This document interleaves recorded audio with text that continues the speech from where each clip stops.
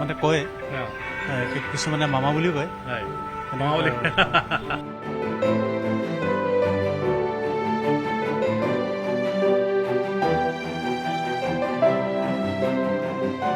আমাৰ লগত এগৰাকী বিশেষ ব্যক্তি আছে নগাঁও আৰক্ষীৰ এগৰাকী জোৱান আছে তেওঁৰ নামটো এই মুহূৰ্তত বিশেষ চৰ্চাত আছে কাৰণ নগাঁৱৰ যি জ্যেষ্ঠ আৰক্ষী অধীক্ষক পাৰ্থপ্ৰতিম দাসৰ নিৰাপত্তাত নিয়োজিত হৈ আছে কিন্তু আমি তেওঁৰ ক্ষেত্ৰৰ নামটো এবাৰ দেখুৱাই ল'ব বিচাৰিছোঁ ৰাজ্যৰ জনপ্ৰিয় মুখ্যমন্ত্ৰী ডক্টৰ হিমন্ত বিশ্ব শৰ্মাৰ নামেৰেই তেওঁৰ নাম হৈছে হিমন্ত বিশ্ব মেধি আৰু এনে হিমন্ত বিশ্ব শৰ্মাৰ নামৰ সৈতে একে নাম অসমত পোৱা নাযায় কিন্তু আমি দেখুৱাইছোঁ এগৰাকী আৰক্ষীৰ জোৱান তেখেতে অসম আৰক্ষীত নিয়োজিত হৈ আছে তেখেতৰ কৰ্তব্য সুচাৰুৰূপে পালন কৰি আছে আৰু তেখেতৰ নামটোৱে বিশেষভাৱে আকৰ্ষিত কৰে সকলোকে আমি প্ৰথমে আপোনাৰ পৰা জানিব চেষ্টা কৰিম আপুনি অসম আৰক্ষীৰ এগৰাকী জোৱান আৰু নগাঁৱৰ জ্যেষ্ঠ আৰক্ষী অধীক্ষক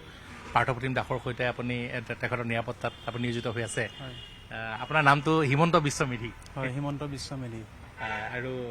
লগৰবিলাকে আপোনাক কয় নকয় আপুনি হিমন্ত বিশ্ব মুখ্যমন্ত্ৰীগৰাকীৰ নাম যিহেতু লগৰবিলাকে মানে কয় কিছুমানে মামা বুলিও কয় মামা বুলি আপোনাৰ মামা বুলিও মাতে কিছুমানে লগৰ কিছুমানে মামা বুলি মাতে মানে আপোনাৰ জোকোৱা নাম মামা হৈ গৈছে আৰু কেনেকুৱা লাগে আপোনাৰ মুখ্যমন্ত্ৰীগৰাকীক ভাল লাগে নে আপোনাৰ ভাল লাগে অসমৰ মুখ্যমন্ত্ৰী ছাৰক মোৰ বহুত ভাল লাগে হয় বহুত ভাল লাগে আপোনাৰ নাম দেউতা মাহঁতে দিয়া আপোনাৰ নাম মোৰ নামটো দেউতা মায়ে দিয়া নহয় মোৰ নামটো এজন স্কুলৰ শিক্ষকে দিছিলে হয় তেওঁৰ নামটো আছিলে সুচেন মেধি মোৰ মানে সম্পৰ্কীয় খুৰা লাগে তেওঁ যিখিনি সময়ত মোৰ নামটো দিছিলে সেইখিনি সময়তে মানে আমাৰ হিমন্ত বিশ্ব শৰ্মা ছাৰৰ নামটোৱেদি মোৰ নামটো দিছিল হয় মানুহজন এতিয়া মানে স্বৰ্গপ্ৰাপ্তি হৈছে মই তেতিয়া মানে ক্লাছ 6-5 মান হ'ব তেতিয়া দিছিলে আপুনি তেতিয়া কোন মানে আপুনি কোন চন মান হ'ব এইটো মইতো আৰক্ষীত যোগদান কৰিছোঁ হেৰিত 2009ত মানে মুখ্যমন্ত্ৰী ডাঙৰীয়া ৰাজনীতিলৈ অহাৰ সময়তে আপোনাৰ নাম দিয়া মানে কি মোক তেতিয়া মই এল পি স্কুলত নাম লগাবলৈ গৈছিলোঁ তেতিয়া মোক নামটো দিছিলে তেওঁ মন্ত্ৰী হোৱা ঘৰৰ পৰা দি পঠাইছিলে বেলেগ এটা নাম নামটো চেঞ্জ কৰি মোক এইটো নামটো দিছিলে আৰু তেতিয়াই কৈছিলে যে মই যিটো নাম দিছোঁ সেই মানুহজন মানে আগলৈ এজন অসমৰ ভাল মানে মানুহ হ'ব বুলি তেতিয়াই কৈছিলে কিন্তু যিজন মোৰ শিক্ষাগুৰুৱে নামটো দিছিল তেওঁ এতিয়া মানে